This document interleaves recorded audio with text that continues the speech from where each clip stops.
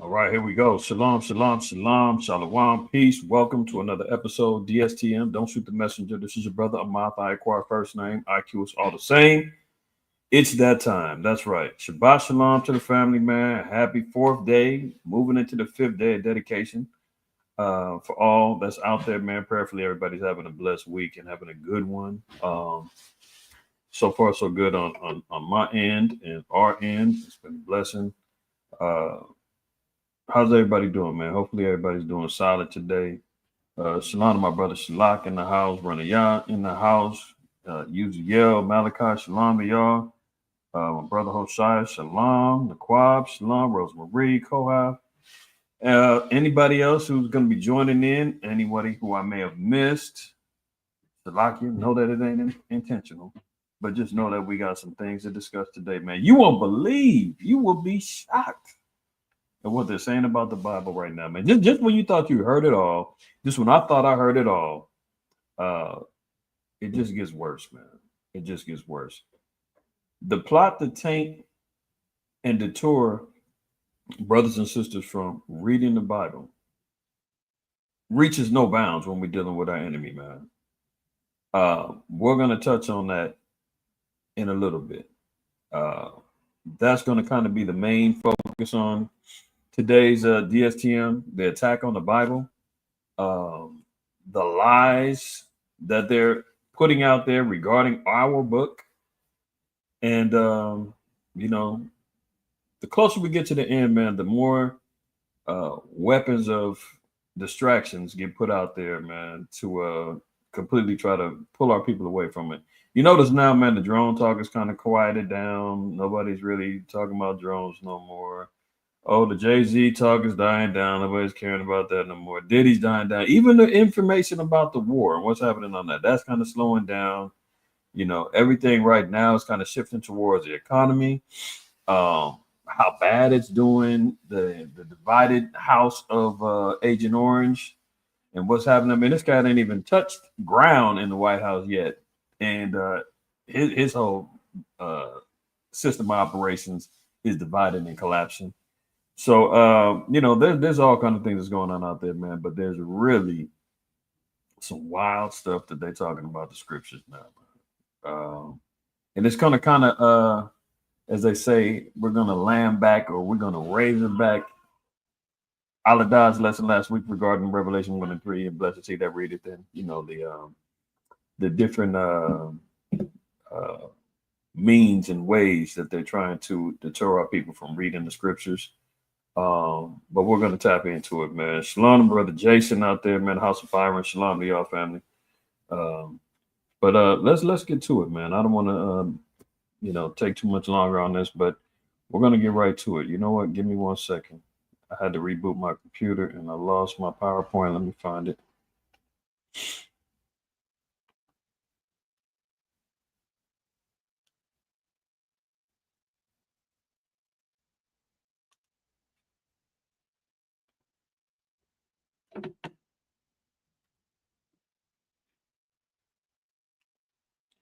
All right, that looks about right. Get right to it.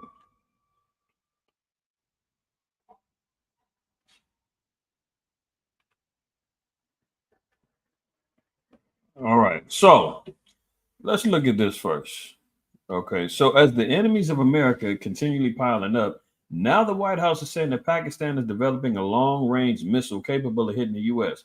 They don't know where it's going to be coming from, right? Let's jump over here real quick. We've read the scripture before, but I want to make sure everybody lets it sink in Obadiah, the first chapter, right?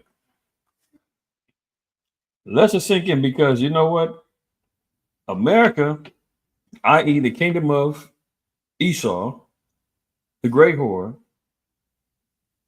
the spiritual Sodom, spiritual Egypt, the great city Babylon, the city of confusion, right?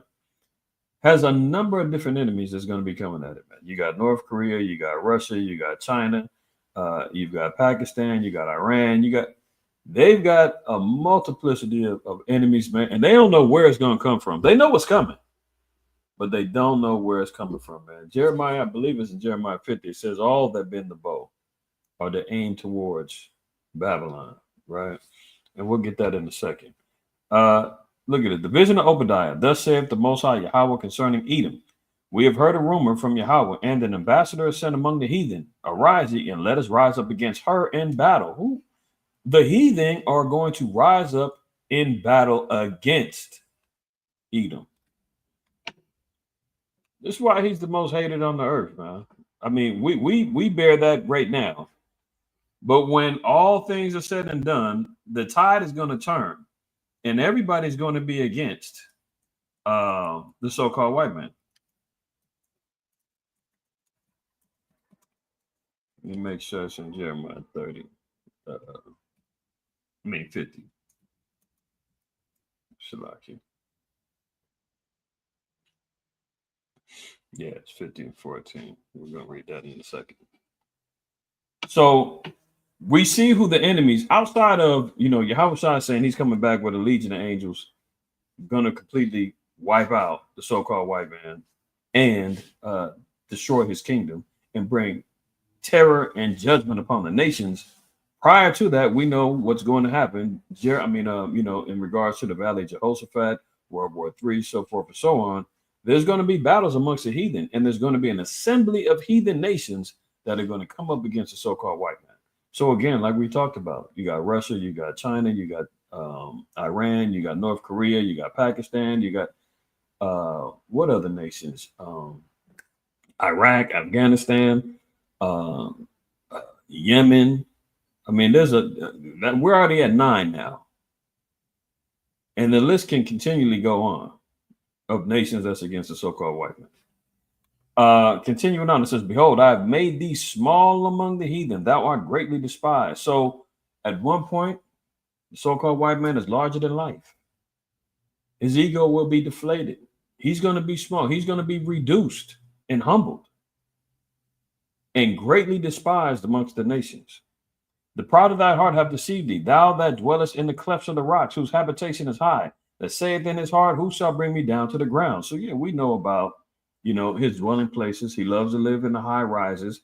He's always been a dweller in the mountains. This is why you have them living in the hills of Malibu and living in the hills of Bel Air. And I'm just speaking about where we're at here in California. I'm sure they have their isolated areas in all the other cities throughout the country and throughout the world, right? Habitation is high. He loves to sit on high satellites, looking down on everybody, cameras looking down on everybody. And he feels as though he's not going to be taken down. You hear Agent Orange, right? What's his motto? He wants to make America great again. He wants to reestablish, he wants to rebuild the legacy of America. Slow Biden, what was his thing? Build back better. They want to continue building on a foundation that is continually crumbling down. And what's their job to do? No, hold on. Get some more mortar. Get some more brick. Get some more beams over there. Break out the hardware. We can't let this thing collapse. They both have the same vision. That's why we know it's two wings on the same bird. One saying build back better. The other one saying make it great again. At the same time, they're saying that they're in opposition to each other. How so? They see the foundations crumbling, and what are they saying? Oh, well, we can't let it fall. And their pride is saying, who's going to bring me down to the ground? Their pride is also telling them, the scripture saying, what is it in Psalms 49 and 11, that his house, he believes his house is going to continue on forever. That's the audacity, the arrogance of the so-called white man. He feels as though he's going to reign forever, man. He's going to continue on this wicked reign. Nobody's built up, nobody is built up to stop him. And that may be true on a one-on-one, but this is why we hear that the Most High said, I'm going to have to bring a number of different heathen nations against him. Continuing on, it says, though thou exalt thyself as an eagle, and I got an article about that later. Though thou exalt thyself as an eagle, and though thou set thy nest among the stars, then shall I will bring thee down, saith Yahweh. So yeah, he's going to try to build up his, satellite districts. He got space. What is you got, Elon obviously with SpaceX. You had Agent Orange, the chump. He had not Star Wars. What do they call his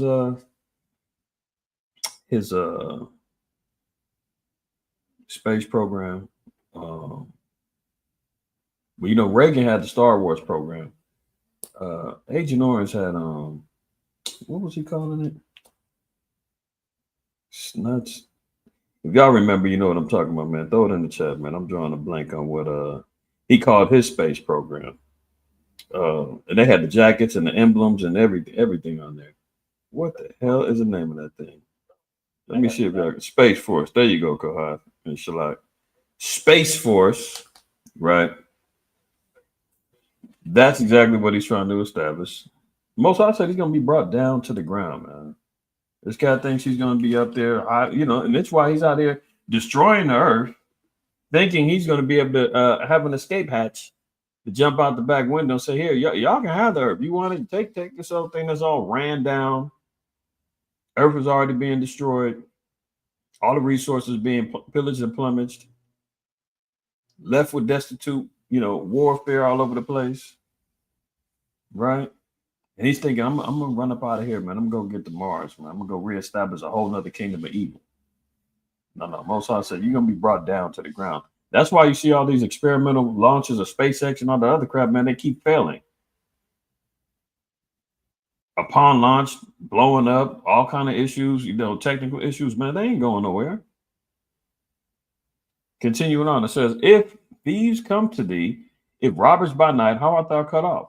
Would they not have stolen till they had enough?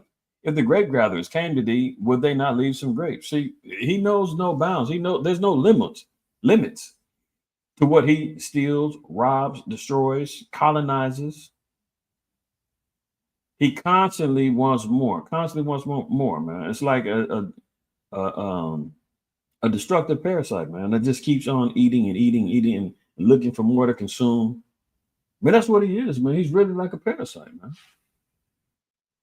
He invades places where he's not wanted, places where he wasn't invited, sets up a little nest, starts breeding out more eggs as he's eating and gnawing on every valuable resource that keeps life alive. He said, man, if a thief would come in, wouldn't he have stolen till he had enough, man? I mean, you can't take the whole house with you. But leave it to him. He wants the house, the kitchen sink, the kit and the caboodle, and the whole nine. Verse 6. How are the things of Esau searched out? How are his hidden things sought out? All the men of thy confederacy have brought thee even to the border. The men that were at peace with thee, they have deceived have deceived thee and prevailed against thee. They that eat thy bread and laid wound unto thee, there is none understanding in them. So all the nations that were drinking the wine and the fornication and Revelations 14 and Revelation 18, he said, man, all that's going to come to an end. They're going to turn on him. Revelation 17, they're going to turn on him. So everybody that was at peace with him, eating his bread, all the merchants of the world that was, living deliciously with her and all of that, they're going to turn on him. And there's going to be a number of different nations. This is why we see here in Jeremiah 50. Let's read this real quick. And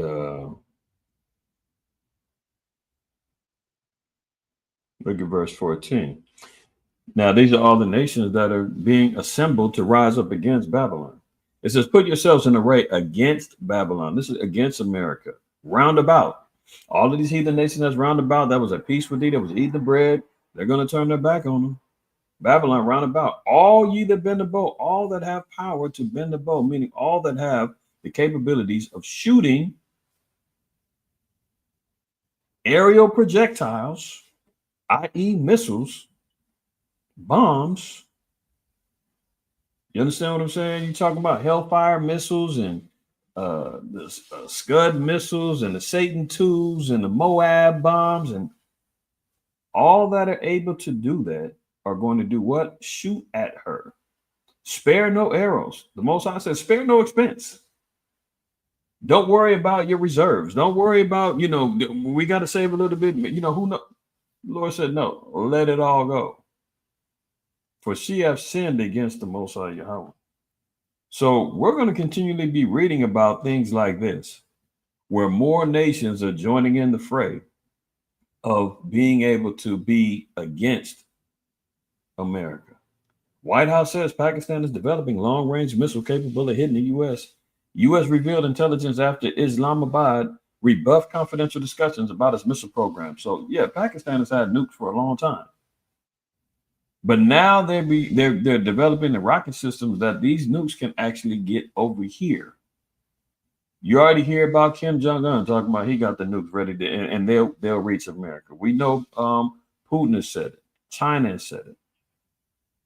Why is the end game always to hit here and not each other? Because of what we just got to reading. Why is this the testing ground? Why is everybody say, can it hit America? Okay, yeah, it works. Okay, can we get to New York? Yep, we got it. DC, LA, yeah. Can we hit Alaska? Oh, no doubt. Can we hit Hawaii? Easy. Why is this always the place that everybody's looking at? Well, we just got to reading about it. Let's move on. Social media firms are to be forced to drive out underage users. Watchdog will make apps use facial recognition and other age checks to identify children. And some may say, hey, that's a great idea. I'm trying to get my kids' screen time down. I want to make sure that they're not on all these other particular apps and social media forums to, get my people, get my sons and daughters completely turned out by the blue light of the internet and computer screens and tablets and phones. It's a good idea in theory, right? Because we do know that our people, in particular the youth and many age groups at this point now, are addicted to the screens. And if you haven't seen that movie or documentary on Netflix, The Social Dilemma, if they haven't taken it off Netflix yet, you should do yourself a service, man, and go check that out. Because it gives you, these are the insiders, the techs, the coders who become the whistleblowers talking about the dangers of social media and what the Frankensteins that they created or helped create or help promote, what they realized it did, what its intentions was, and how it's succeeding, taking over the minds and the influence of people, and in particular the youth.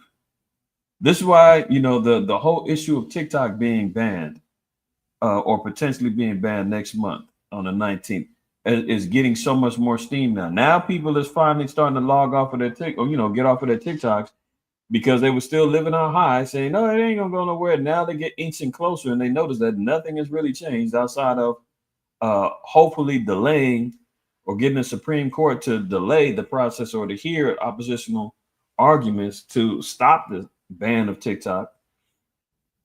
Now everybody says, "Yo, hold on, the 19th, my little side hustle might get cut off.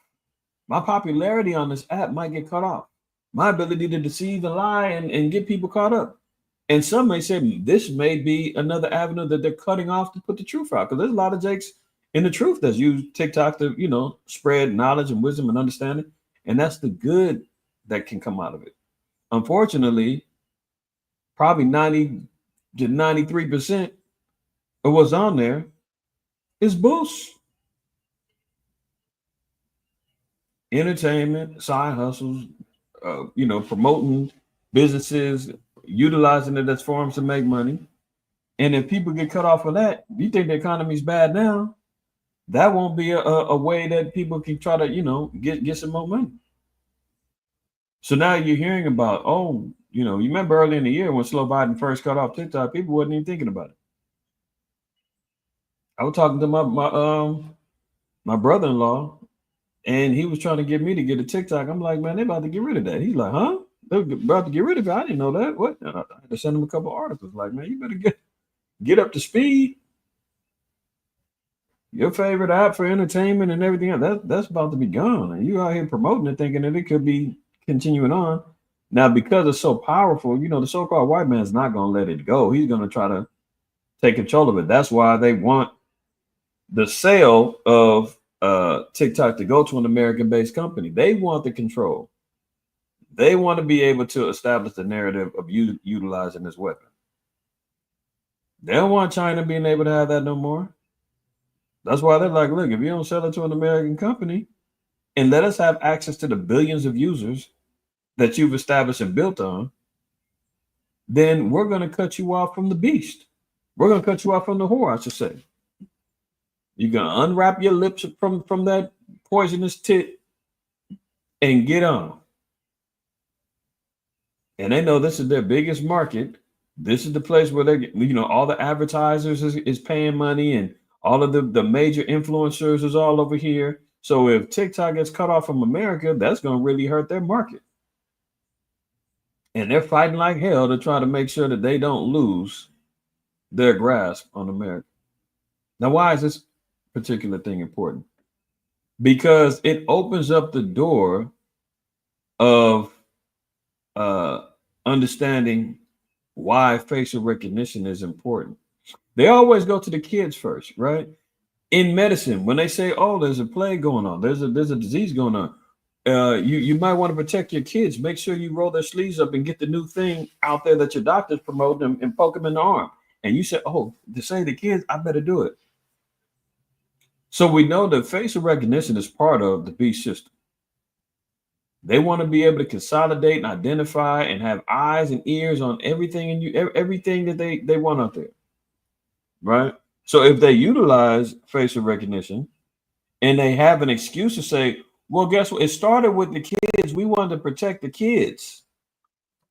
We wanted to protect the kids. And now the door is open for it to be used all over the place. Once the acceptance comes into play, there it is. Look at this in Sirach 23:19. Such a man only feareth the eyes of men, and knoweth not that the eyes of Yahweh are 10 times brighter than the sun, beholding all the ways of men and considering the most secret parts. That's what the so-called white man wants. He wants the power of the Most High. He wants to be able to have his eyes be 10 times brighter than the sun. He wants to be able to identify. Look, Yahweh Shah said, man, don't we know that even all of the hairs of our heads are counted? That's 10 times brighter than the sun. That's knowing ourselves better. I mean, that's him knowing us better than we know ourselves. That's how the so-called white man wants to be able to do. This is why he creates algorithm patterns. This is why he got the cookies tracking you. This is why he does the predictive programming with, the viewership and the things that you may like, the ads that get sent to you as you're watching the video on YouTube. And you're getting ads, they're listening in on the phone to your conversation. They saying, oh, they just got to talking about, in particular, there was an incident me and Aladab was talking about food storage or something like that. And next thing you know, I'm getting ads about long-term storable foods. And I'm like, ain't this this is how he tried to set up the God complex system in his mind, because he said he's going to be like the Most High in Isaiah 14. He wants this particular power.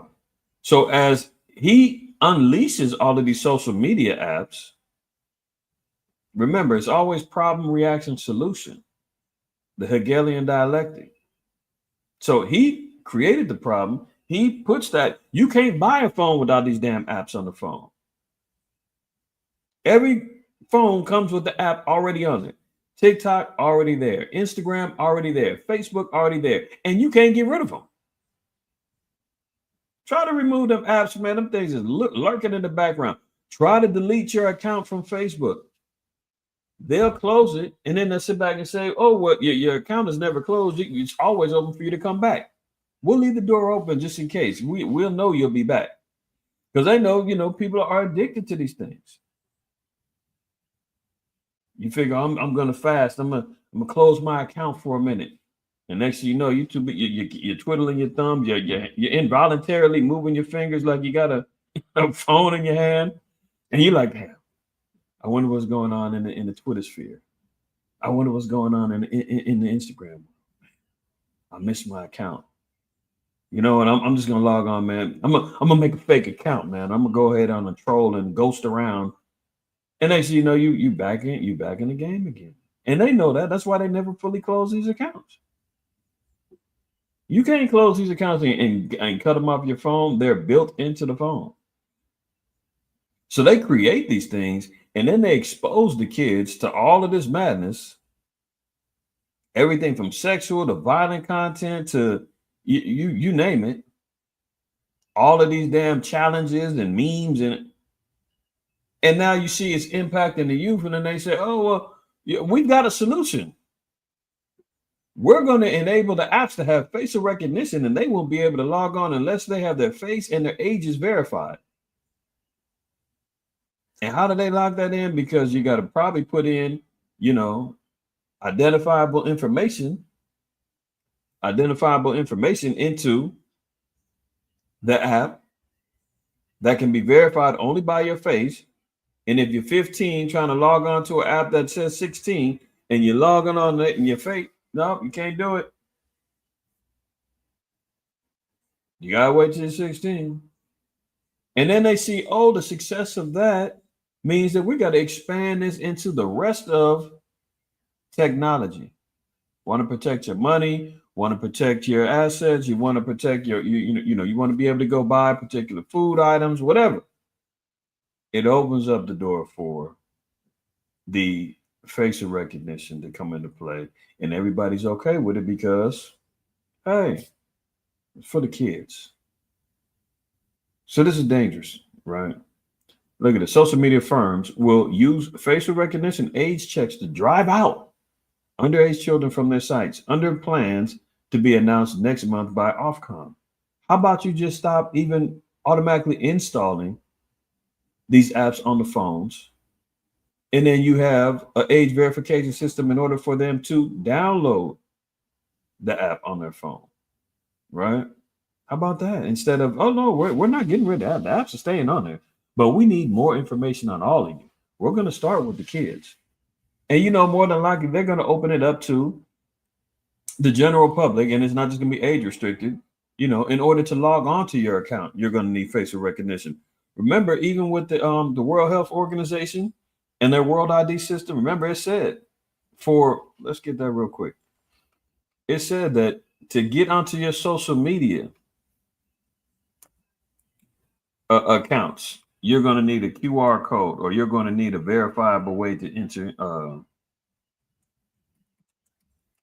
You're going to need a verifiable way to log on. Where's that thing at?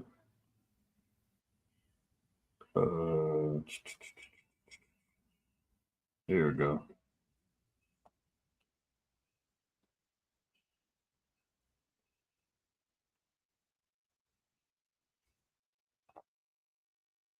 See, did they change this one?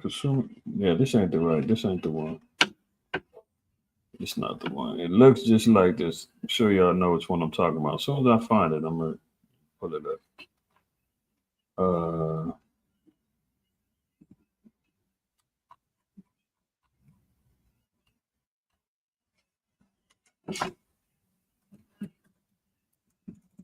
they playing games with this.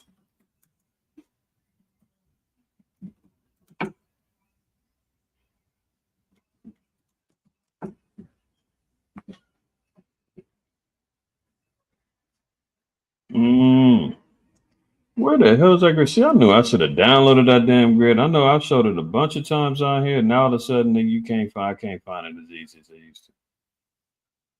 Ain't this a BITC? Finish the rest. Hold on. Now, if I find it, I'm gonna have to download this thing.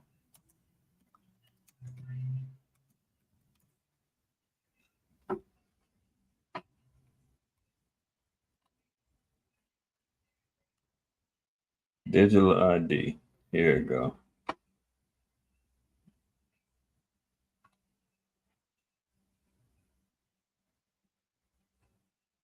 Why is this blurry? This means somebody else downloaded it. This ain't the original. But you see here, digital ID, right? Now, what other way are they going to have a digital ID? Part of it is going to be through the QR codes. Then they have the facial recognition. So, your face, forehead can be utilized as part of the system. You understand? Look down here. Social platforms for social interactions to access third party services that rely on social media logins. So they already are pushing forward with this particular agenda, but they're utilizing the children or the kids as a means of justifying them putting it in here. Digital ID system. There you go. Right. Um, so let's look at this real quick. Social media firms will use facial recognition age checks to drive out underage children from their sites under plans to be announced next month by Ofcom. In an interview with the Telegraph, John Higham, the online's regulator's head of online safety policy, said platforms would be expected to remove potentially millions of children from their sites by using, quote, highly accurate and effective age checks. The large tech firms will face multi-billion-pound fines under the Online Safety Act if they fail to protect children and instead allow them to access harmful content such as porn, child sex abuse, images, and violence. They put all this stuff out there. They open up these gateways of hell, and then they sit back and say, "Oh, the kids are walking in here." You didn't think they would? Most of these apps is driven towards a younger audience. Can you imagine? And now, you get some of the older folks joining in and jumping in, but it wasn't identified just for, the older people. Can you imagine somebody at 60, 70, 50 some odd years old just starting a TikTok? We ain't the target audience. You understand what I'm saying? They looking for, 18 to 26 and 5 to 15, and then they put all these things out there, and then they say, oops, hey, don't worry, we got a solution. It's going to involve us needing more of your digital footprint to be tracked and followed. So they're already on it. I believe it's in I think it's in Florida. Florida is already banned I think it's Florida. One of these states has already banned access to the internet if you're under 16 or something like that. Some regulations, and I know in Europe they already got it rolling too. So the B system is spreading its wings. You just got to watch how they doing it. Moving on, Trump's mass deportation plans are thrown into doubt by Republican rebels. So here we go. The divided House is already showing his ugly face for the so-called white man. Here you go. He think he got success. Told you, man, the honeymoon is over. You know what he got in there on November 6th? That bull rush with all that money flowing from crypto and flowing from the markets, that is over with, man. You look at any of them charts, everything's red. Everybody losing money now. Everybody's selling off. Everybody running. They don't know what to expect. They just got to signing in that new budget bill that's thrown them into, they talking about they're about to hit the debt ceiling by January 2nd. We talking next week. That they're already going to max out the budget and still got the rest of the year and 4 more, another 3 more months of budgeting after that. And they talking about, man, America might need to file bankruptcy. And people out here talking about happy days are here again because Agent Orange is back in the office. Get the F out of here. What kind of delusions are they people living under, man? Now his big old promise about rounding up and getting rid of, the Northern Kingdom and the rest of the heathen. His own party is now turned against him. I seen the article. I didn't share it, but Mexico is getting ready to make an alert app. When the feds is closing in, they can hit the app and they can go to the Mexican consul to get clemency or something like that. I mean, it's wild. So Trump's mass deportation plans are thrown into doubt by Republican rebels. The majority of Republicans defy President-elect and vote against suspending debt limit, raising concerns over Trump's ability to control the party. The chump has been warned that Republican resistance to ending government spending restraints could scupper his mass deportation plans. Yeah, because I think the cat that he got as a border czar, I think he wanted like $4 billion for the deportation, plans, and he wanted to try to enlist some of the military bases to help. And Republicans is like, nah, we're not trying to spend that much money on this situation. The majority of Republicans defied the president-elect on Friday evening to support a funding bill that would keep the government running until March without suspending the federal debt limit. Mr. Trump has sought to halt the cap to give himself scope to embark on ambitious spending schemes when he enters into the White House next year while avoiding a draining congressional fight to adjust it. But fiscal conservatives and his party are concerned about the trillions in debt that the U.S. has accumulated, which means it is now spending more on interest payments than its defense budget. So, the war hawks of the Republican Party, they're worried about trying to get that money to make sure that they're shoring up the military. But all payments is going straight to interest. You ever been in that situation? You got your credit card, the so maxed out, and you're making the minimum payment. That minimum payment is only paying the interest. You haven't touched the principal yet. And you like, man, I'm making payments. How come my balance ain't going down?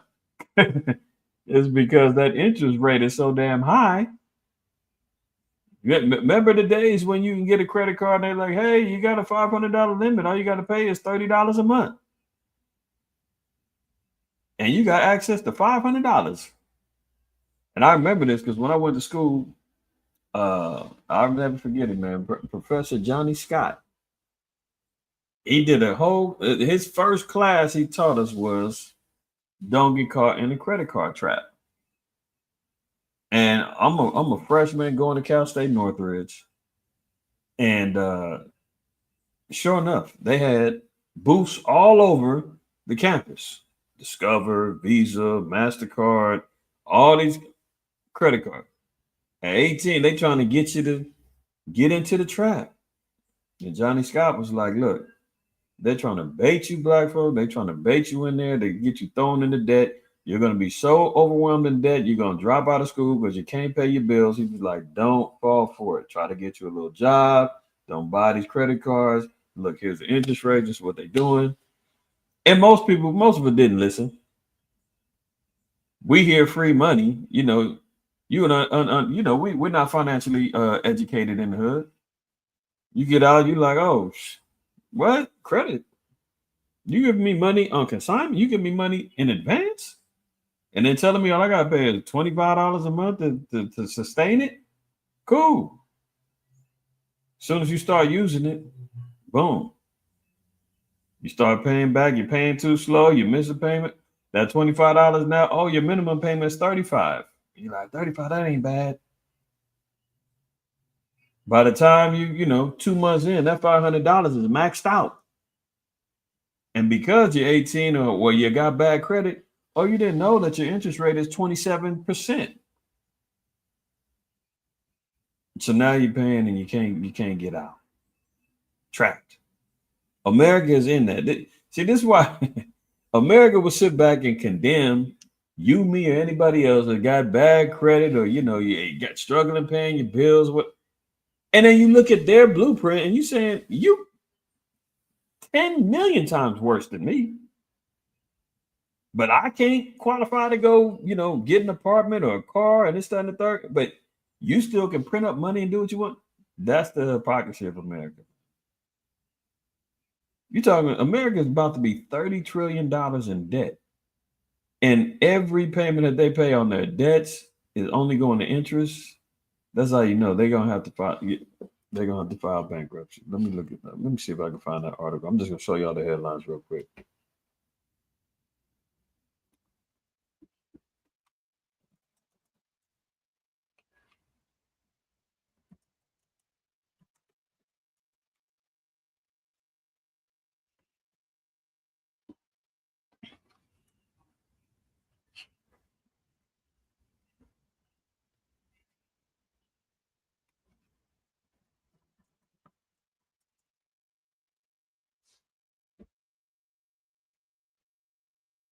Look, the U.S. may fake bankruptcy.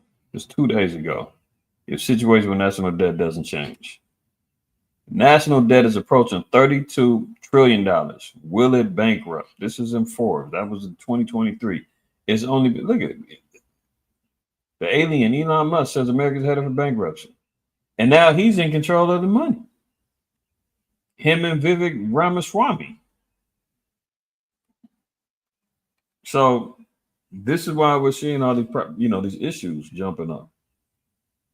They don't know, where the money is most valuable at. Right?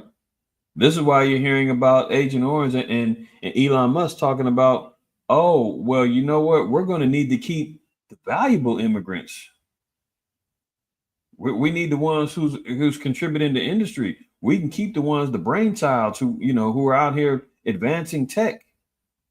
Or we can extend their visa. The Agent Orange. So now he's saying if you graduated college 2 year or 4 year, your diploma should come with a green card. Now they're bending. So it's very interesting what's going on with that, man. But they're divided. And we know the saying, house divided against itself can't stand. House Democrats say the GOP caved to Musk in the funding bill, protecting his China interests. So look how the rich get richer. So even though they had this whole issue with the budget and almost had a government shutdown, they got the budget over. But at knowing that Elon now is helping run the budget under his Doge campaign or his Doge group, he said, well, we need that money, but at the same time, I need to protect my interests with China and make sure I'm still getting this money. And they caved in and let him still make money with China.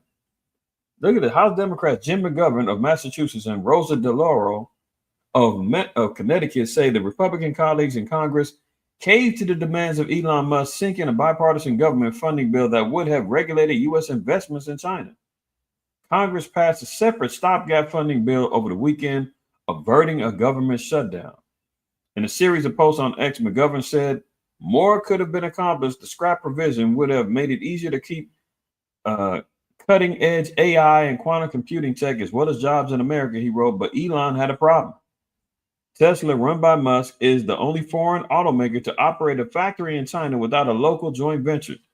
So because he had interest in China, of them making Tesla and his business investments over there, they caved in and said, well, you know what? We'll ease up on, the funding that we got going on with our business dealings with China because he's making so much money. They just said, man, this guy done made like $200 billion since he got into the office. He done made more money since he got in.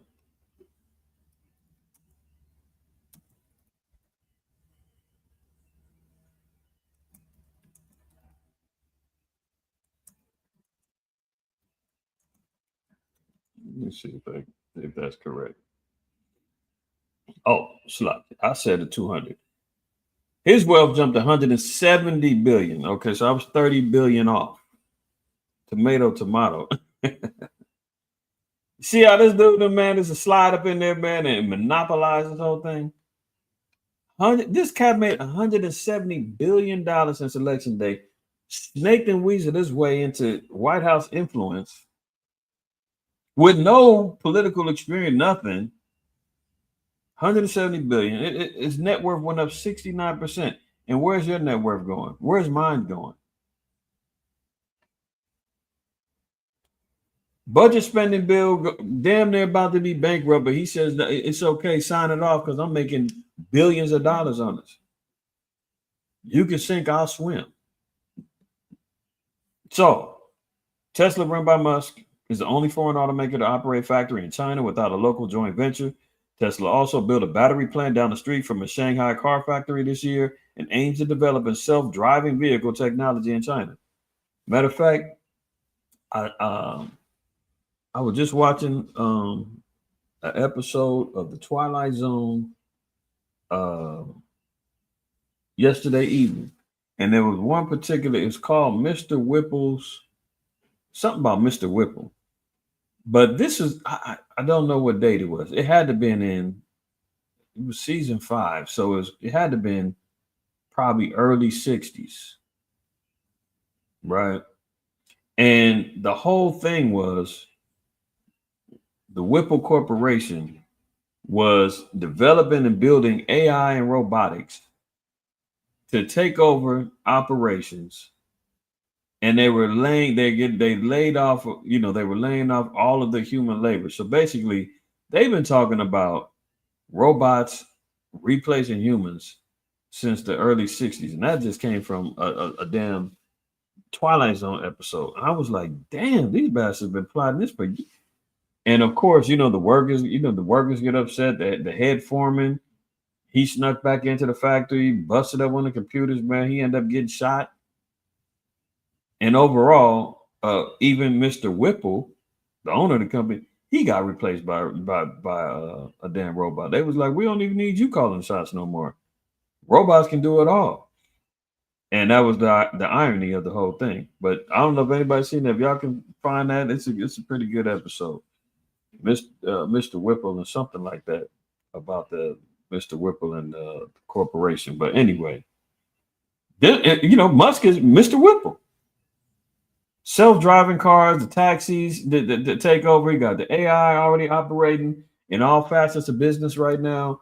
He's got the what was it? The Colossus robot to come in and live with you and want to take care of all your domestic needs, take care of the kids and everything else. I mean, this is what it is. And meanwhile, he's getting billions of dollars taking over. Continuing on, look, Biden commutes death sentences of child killers and mass murderers 2 days before Christmas. Hey, well, guess what? What's so shocking to that? Slow Biden is, a criminal, right? His son, criminal. His brother, criminal. You dig what I'm saying? Like, this was interesting too because it was on the table for him to commit the death sentence of Dylan Roof. And if you remember Dylan Roof, he's the little young Edomite that shot up a church in South Carolina. The same one, yeah, they killed, 11 of our people in that black church? And they arrested him and escorted him to Burger King. Got him a little Whopper meal before they took him into the station. It was on the table. He was getting ready to commute his sentence. And then he finally, got a little conscience and backed off of it. Black folks and the relatives, I mean, over there, they were so happy. They was like, oh, we're so happy he didn't do it. I mean, this dude done lost his damn mind. Child killers, mass murderers, 2 days before their folly day, he was trying to let some people off of their death sentences.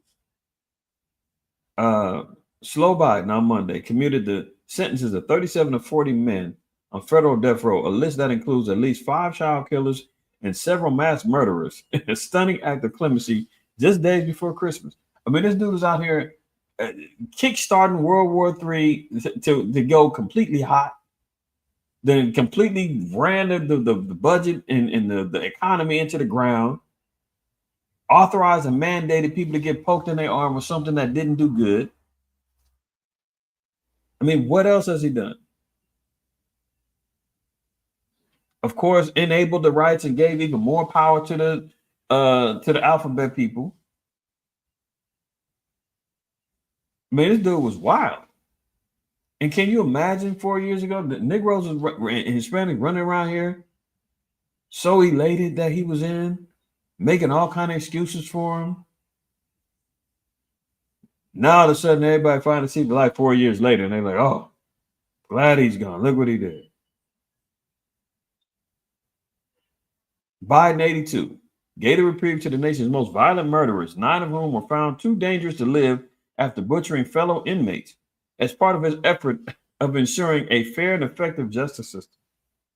Make no mistake, I condemn these murders, grieve for the victims of their despicable acts, and ache for all the families who have suffered unimaginable and irreparable loss, Biden said in a statement. Who wrote that for him? You know damn well. He don't condemn nothing, man. This dude is wicked as all outdoors, and he's talking about, some press release they gave him about how he trusts the system, yet trusted enough to pardon his son from all crimes. He's got governmental pardons on deck for all of his crimes when he leaves. And now he got the nerve to say that.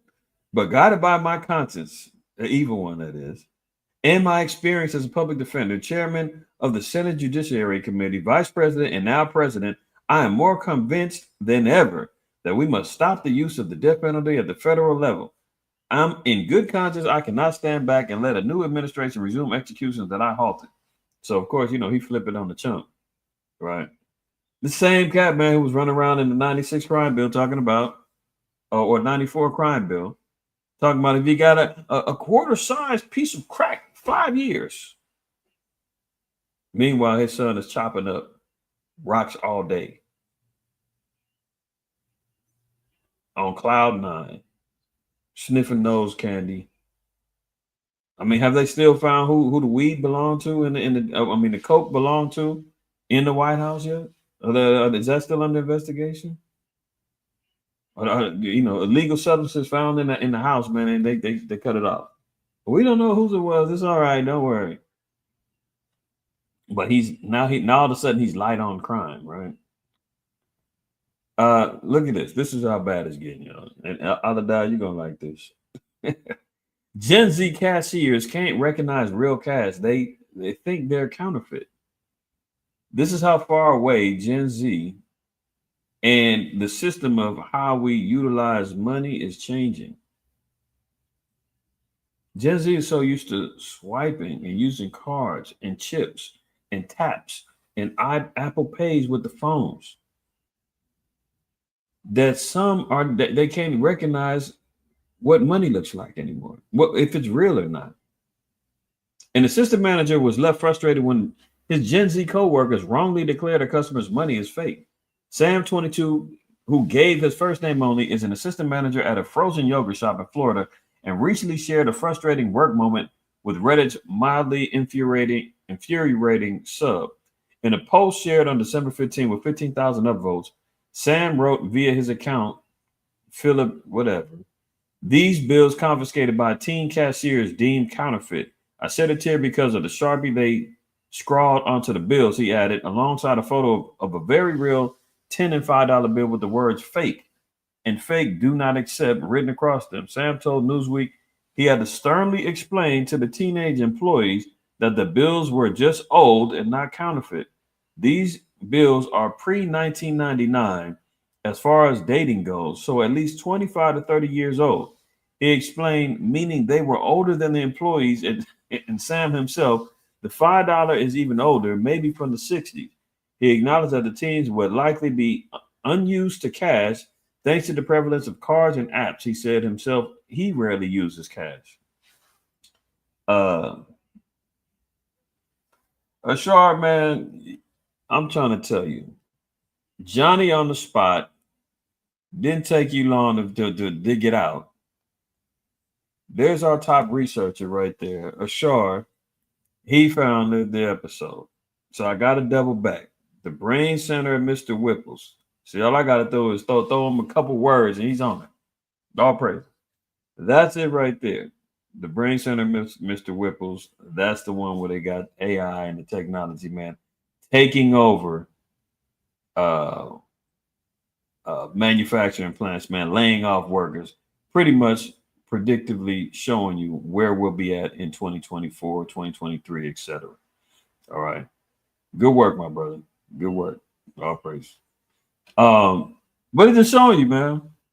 Looking at the money now, they say Gen Zers, man, they don't even know what cash is going to look like anymore. Everything is going to be digitized. So the mental preparation to have a cashless society, which is part of the NWO, you know the acronym, is already in effect.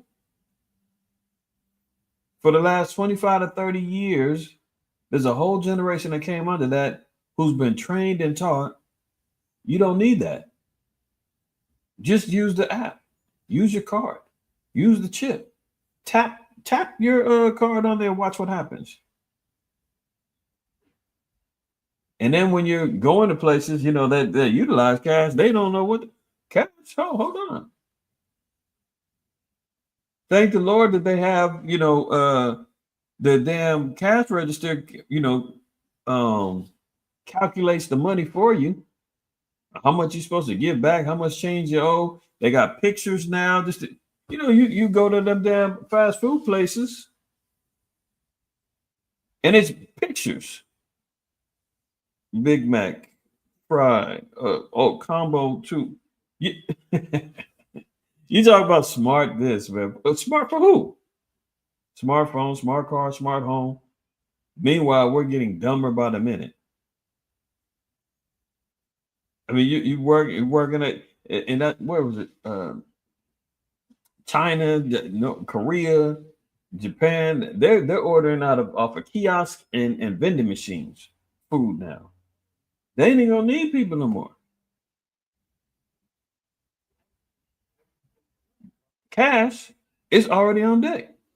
They don't even know how to recognize real money anymore. Oh, please, I'd have died. Yeah, I don't even know why you even brought that up. You know that.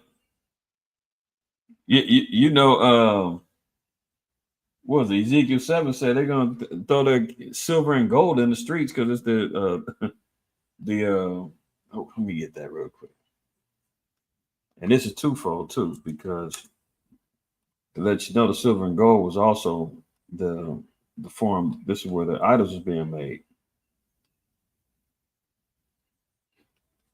The idols were being made out of silver and gold. They're gonna be throwing them in the streets, but also the money system failing, and the fact that they ain't even recognize value. Ezekiel 7:19, they shall cast their silver in the streets, and their gold shall be removed. Their silver and their gold shall not be able to deliver them in the day of the wrath of Yahweh. They shall not satisfy their souls, neither fill their bowels, because it is a stumbling block of their iniquity. So yeah, our people that's locked into these particular idols in the spirit and physically, they're not going to be able to escape because they're thinking that that's where the power lies. Then you're going to see a collapse of their economies where the Most High said we're going to be redeemed without money. And just in the spirit of seeing, you talking about them not recognizing silver and gold. That goes without saying. Now you see that cash, paper, that's going to be out the door. So we see them streamlining everything going in. They got the apps for the facial recognition, the social media, that's already there. Cash is already foreign to them. You know, this next generation popping up it is out there. I had to smile, man, and I was low key jealous.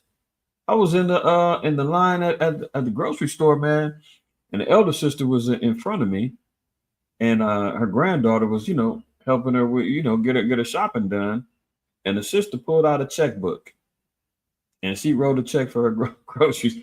I said, "Dang, she's out the way."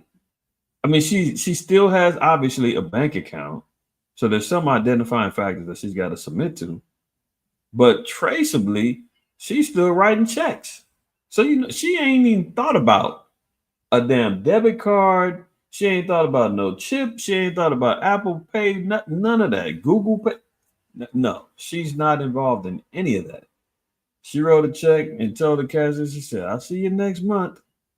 I said, she only popping in this mug once a month, gets her granddaughter to come in, help her get what she need, and get out and write a check and bounce. And I couldn't do nothing but smile. I was like, "Go on, sis. You still maintaining yourself. You ain't too deep in the matrix, man." I was jealous. I ain't seen nobody pull out a checkbook in years. And she showed it. Good for her. Let's move on. Look at this. We just got to reading about Obadiah. Biden sounds 50 bills into law and makes the bald eagle the country's official bird. So, hey, though thou exalt thyself as the eagle, we read that in Obadiah. We know in Deuteronomy 28 that a nation is going to come from far as swift as the eagle flieth. The symbolisms that represent America. You see the flag behind it. This is the country's official bird. Make no mistake about it. This is prophecy. We know that this all comes into play, but now we get concrete evidences that is coming from the White House, coming from the president. This is the official bird, similar to its predecessor, Rome. All the prophecies add up, right? The little horn that came up out of the last horn, the eighth, as is spoken of in Revelation 17. This is America, built off of the back of Rome and in England and so forth and so on, right? It's official. Like, can't nobody deny that America is the eagle and the nation of fierce countenance that Deuteronomy 28 makes mention of, that Obadiah makes mention of. It's not symbolic. It's not, oh, that's just a metaphor. No, it's literal and metaphysical. It's here.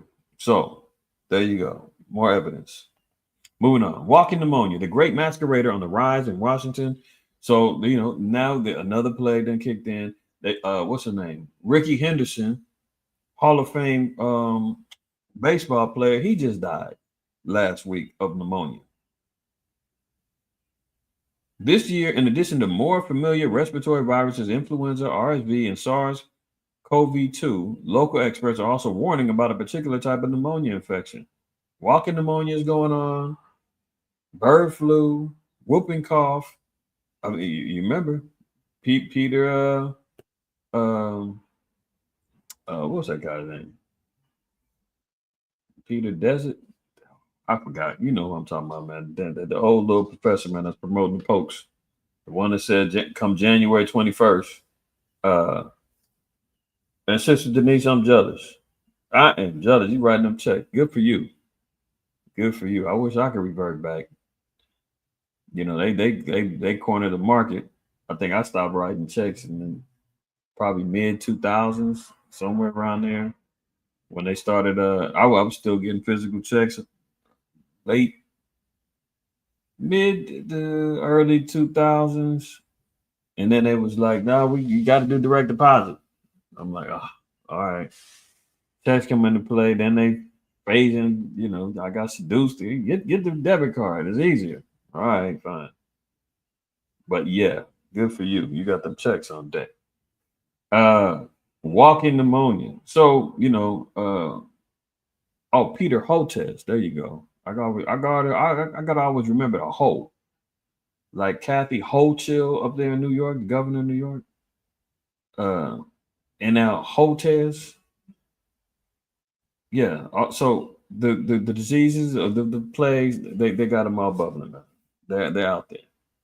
Right. So here's another one to add to the list.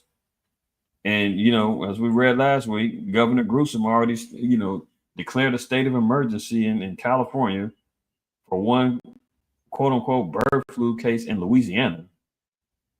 Just prepping the stage.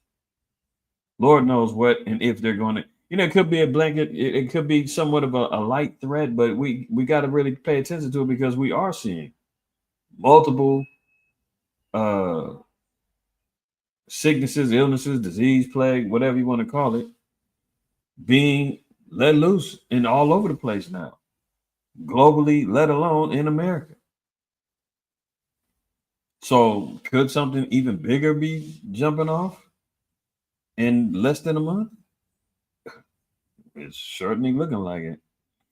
Let's move on. There we go. Bird flu virus shows mutations in the first severe human case in the U.S. CDC says so. Now it's mutating. I mean, this is how bad it's getting. Me and a couple of brothers were just talking about this the other day. Sister sent this to me. Shout out to my sister Robin. Before I seen, brother sent the video to me in our group. A $2 tip. If Yahweh said, man, because iniquity have abound, the love of many shall wax cold. Like me and the sister were talking about, man, it's a blizzard right now. It's 20 below. This is on the heels of knowing that the economy is going to get even worse. People are going to become more desperate. If somebody, remember a few years back when people were fighting over Popeye's chicken sandwiches, that's when they was able to afford the damn chicken. Now, if you're willing to commit a damn stabbing over what you feel as though is being undertipped over pizza and wings, this is how desperate people are, man. This is the mind frame of how wicked it's about to get.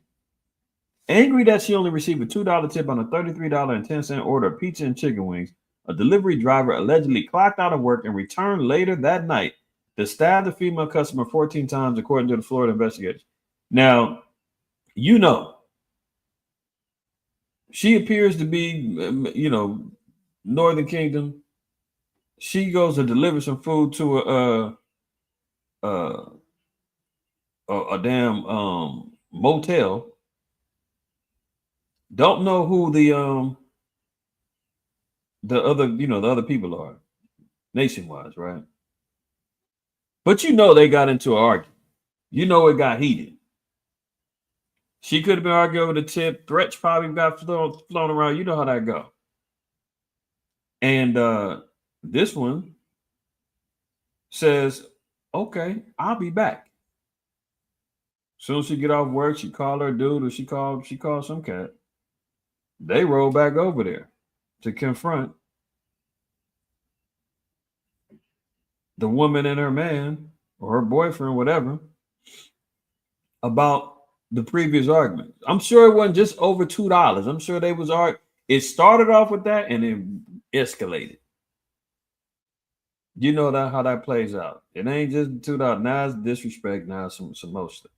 But the fact that it started over $2 is wild. Cops say Brianna Avello, 22. He said her and her dude would have been unalive. Oh yeah. The Quab, see that's why they be taking your damn comments off. But no, I feel you. Cops say Brianna Alvello, 22, was working Sunday evening at Marco's Pizza, a Kissimmee business, when she was dispatched around 10 p.m. to the nearby Riviera Motel to deliver food ordered by Melinda Izari, 26. Izari, her boyfriend Bobby Brooks, and the couple's 5-year-old daughter were celebrating Brooks' birthday. As alleged in an arrest affidavit, when Izari handed over $50 for the food, Avello began walking away with the money, and Melinda had to stop and ask her for change. Izari told cops she did not want to leave such a large tip. After rooting around for smaller bills, Azari and Brooks tipped Avello $2. Melinda explained the female rolled her eyes and walked away without saying anything. Well, maybe I was wrong. I didn't finish reading the whole thing. Now, if Melinda Izari says she just rolled her eyes and they ain't changed no more words, who knows? Melinda could be lying. She probably could have said, who knows? But just the fact that this is where we're at now. Imagine when there's really we seen a preview when the DVOC 91 play was jumping off, man, empty shelves and everything else was jumping off. And people was getting desperate. People arguing in line because you see somebody in front of you got a shopping cart full of groceries and meat. And you saying, well, hold on, what about me? You can't take all of that. We need something too. And it goes down. Right. Now here we are fighting over how much did she need that, that extra little change? If it came to $33, she had $17. She thought she was entitled to a $17 tip, which is well beyond 10%. I think California, we're up to 18% is a tip now that they asking you to leave, or at least 10 to 15%, something like that. But I see now they putting on 18% on the damn bill automatically if you even now you see at spots you go to where you pay for something. It could be Subway, it could be wherever, and they asking you, do you want to leave a tip, so they can try to help the employees, right? $2. She's tripping. It's wicked out here, man. Wicked. I meant to hold on. This is another one. Let me see if I can get this. I didn't pull up the article, but I got to get it up. This is how bad it's getting. This is a video. As I'm getting it up, I'm just prefacing this for time's sake. This is a video of a sister, right? She's mad that Chipotle didn't make her order as hefty as she wanted it. She jumps behind the counter, starts making her own food. Look at these maniacs, man. Just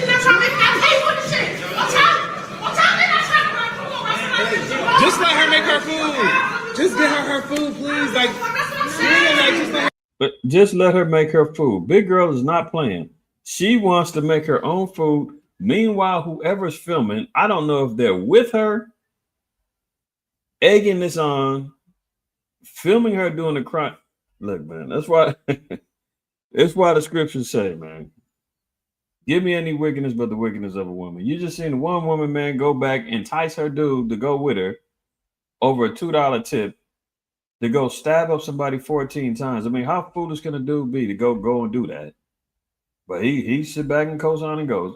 Now you hear another dude watching her, big girl over here, trying to make her own little Chipotle plate, mad as hell because she didn't like the way that the worker made her food. It's unreal. Now, again, imagine when there is no food. Imagine when the food is just too expensive that you can't afford it, and you wonder what's going to happen when there's a damn um, uh, famine in the land. There ain't no famine. This is just pure greed, and she's already ready to violate to go get more food. Imagine. Just let her make her food. Just get her food, please. Like, yeah, like just let her get her food. Just one night. Thank you. Y'all got me fucked up. I mean, this shit gonna take my food so I can't get my shit. This was tripping. Ooh.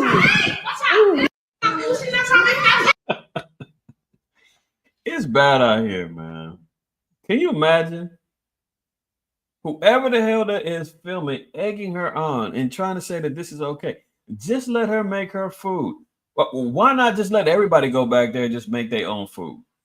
I mean, these people ain't getting paid enough for this foolishness, man. And then you do it to the dude, and you telling me the dude would have been wrong if he laid hands on her after going through all of that. I mean, I definitely don't promote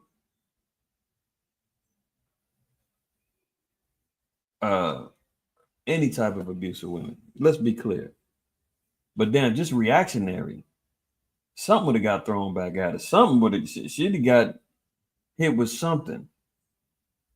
If it wasn't my, restrainfully not holding my hands back, but she'd have got some beans to the faces. She'd got something thrown on her. That's all over food, man. And this is great. Just let her make her food. Just let her make her food. I mean, this is disgusting, man. Our people have lost their damn minds over $2 tips in Chipotle bowls that you're not satisfied with. Why not just get your damn money back and leave and go somewhere else? But it's so desperate, so hungry, so damn out of control with these demons on them, man. It's just unreal. And you see it. You see it. Let's continue on. But I had to share that with y'all, man. When I seen that, I said, oh my goodness, it's bad out here. Look at the budget real quick. Yellen says Treasury to hit a new debt limit in mid-January. Look, the debt ceiling is already at $30 trillion. We're at 2024, moving into 2025. This is where they were talking about America might, is on the verge of bankruptcy. They've already maxed out. Remember we talked about last week. Trump wanted to set a debt limit, spending limit. They didn't do that. They just said, hey, we got to sign up on all that. They're going to spend all that money that they just budgeted out for the next 3 months by mid-January. And the majority of that's going towards the damn interest. And outside of that, foreign interest, they're still going to send Ukraine some paper and whatever other funding that they got going on. They said they're going to help the farmers out and everything else. But if the money's spent by January, I mean, you still got February, March to deal with. America's in a lot of trouble. A lot of trouble. Let's move on. Look at this. U.S. homelessness is up 18% as affordable housing remains out of reach for many people. They're saying that homelessness now is at an all-time high in America.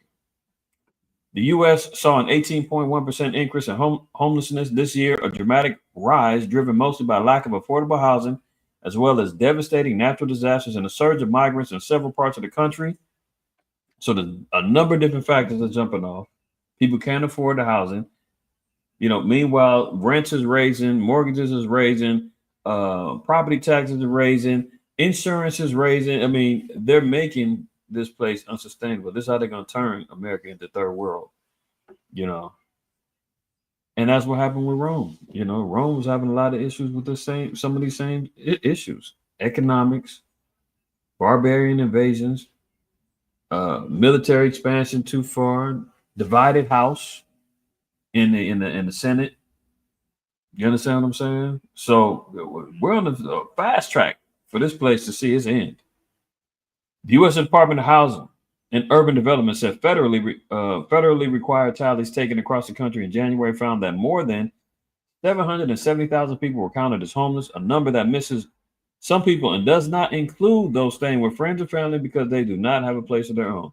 Yeah, that's a whole nother thing. They ain't even talking about the people staying with friends, still staying at home, don't have a place of their own. You know, people out here living in vans and camper vans and all that other stuff right now. They ain't counting them. It's probably even worse. Probably even worse.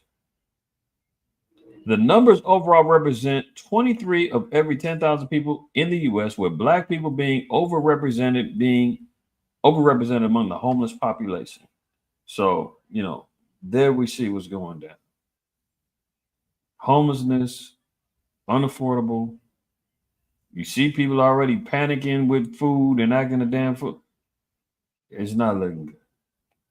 Okay. Now, let's get to the other portion of today's lesson and today's DSTN. Look at this, y'all. You will be shocked. Look at it. Out of the London Telegraph. The Bible is pro-trans, pro-transmission, pro-transformer. The Bible is a Decepticon weapon now. An Anglican campaign group claims. Now, I'm going to read this with y'all, right? Because I didn't read the whole thing. I got disgusted and I just stopped. And I was like, precepts started popping in my head. I said, I'm going to read it with the fam, man, because this is wild. Now they're saying that the Bible promotes transgender ideologies. There's people in the scriptures who are transformers. It's disgusting. All right. Strap on your seatbelts. Guidance suggests not everyone in Holy Scripture is, quote, cisgender. And they see they're making up these goddamn terms. Cisgender. And that some stories contain clear queer characters. Clear. Should be clear. Oh, don't tell me that they... Come on, man. I had the damn article up earlier, man. They got me. Okay, good. All praises. They're about to try to cut it off. All right, look at this. The Bible is... Oh, come on, man. Now they're telling me I got to sign up to read this article free. No, not doing that.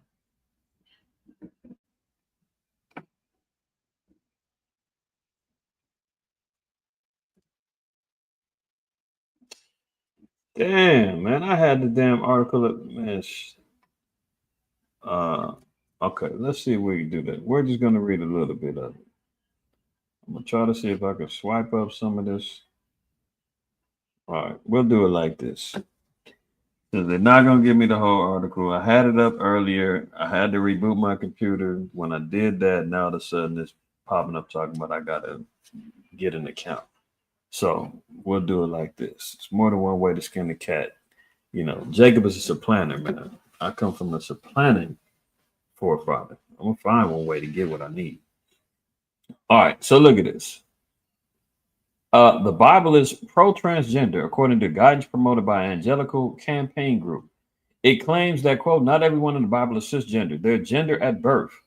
And says that biblical stories contain, quote, some clear queer characters. Imagine that.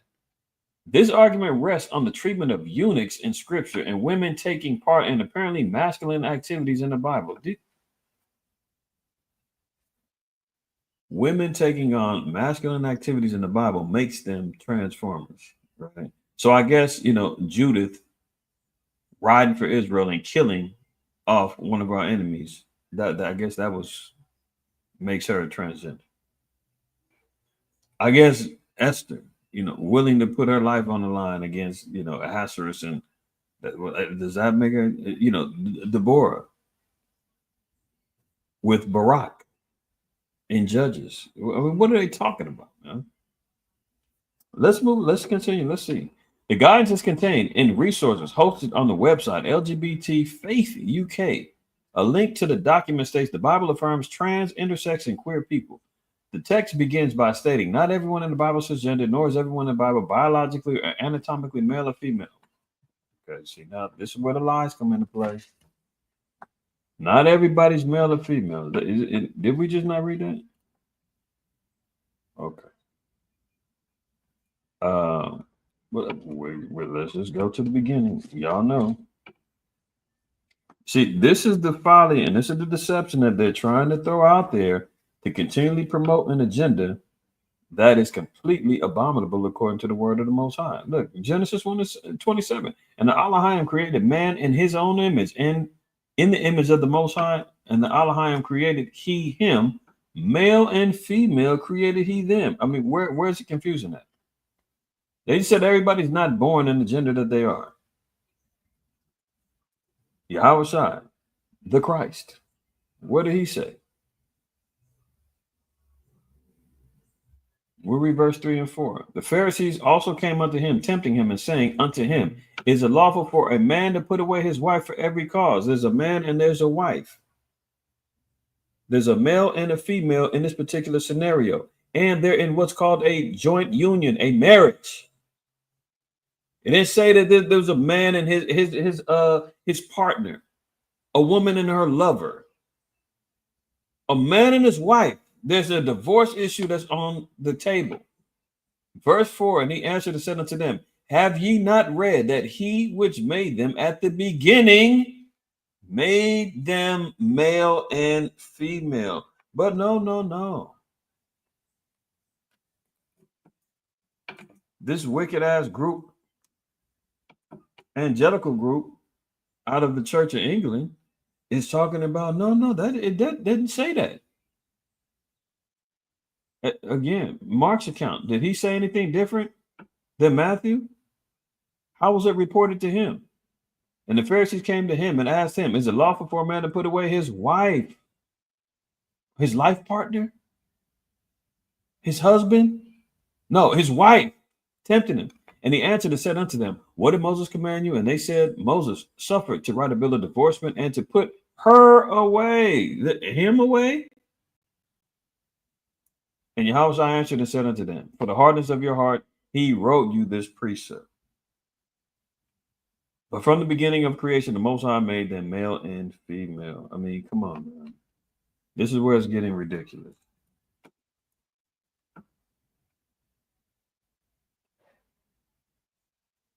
Isaiah 43:7 says, even everyone that is called by my name, I have created him for my glory. I have formed him. Yea, I have made him. So going back to creation, when the Most High created male and female, this was the gender descriptions that was given. He said, I called them by these particular names. I created them for my glory. He didn't make, the old sayings. What is it? They say something to Steve. Adam, he made Adam and Eve, not Mike and Steve or whatever the hell it is. I mean, this is clear. But see, this is where we see the slow descent into complete wickedness here. And this is all promoted by the so-called white man. Then you wonder why everybody hates this dude. Let's look a little bit more at this thing. Let me see if I can get some more off of this article. Shoot, hold on. It was just up.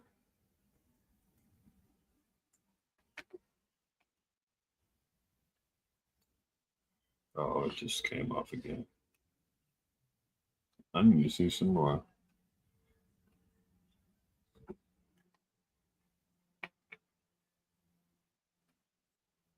I'm going to try to screenshot a little bit more of this. Let me see if I can get a little bit more.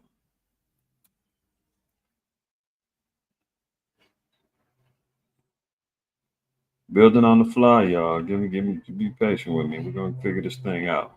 All right. So, getting back over here, it says, now we just proved that this is a lie.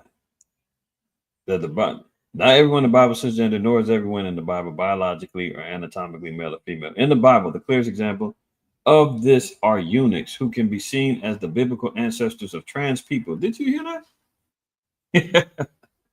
These people are wicked as hell, man.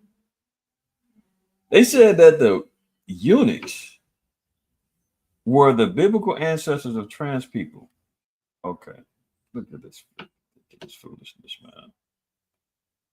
Oh shoot, I'm about to. All right, I'm getting confused on what is the screenshot of the article and what's the actual article. Let's look at something real quick. Jeremiah 52, and we'll read verse. Now this is talking about the downfall of Babylon, right? And matters of war coming up. Now let's look at. We'll just get right to the point. Now we'll read 52, 24, and 25. Now, mind you, this article just got through saying that transformers descend from eunuchs. As if you could be biblically born. Why are you transforming? Why are you changing? If you're got a biblical ancestry, a bloodline that you can attach yourself to if you're having to go get surgeries performed and all that. And we're going to see if that's what that really means about getting your rod chopped off and all of that. Look, and the captain of the guard took Sariah, the chief priest, and Zephaniah, the second priest, and the three keepers of the door. He took also out of the city a eunuch, here we go, which had, here's the key, which had charge of the men of war. Keep that in mind. And 7 men of them that were near the king's person, which were found in the city, and the principal scribe of the host, who mustered the people of the land, and 70 men of the land that were found in the midst of the city. So they're saying that, oh, transformers, man, these are the ancestors of the eunuchs. Well, let's look at the Hebrew about this, right? Let's look at what the eunuch is. H5631.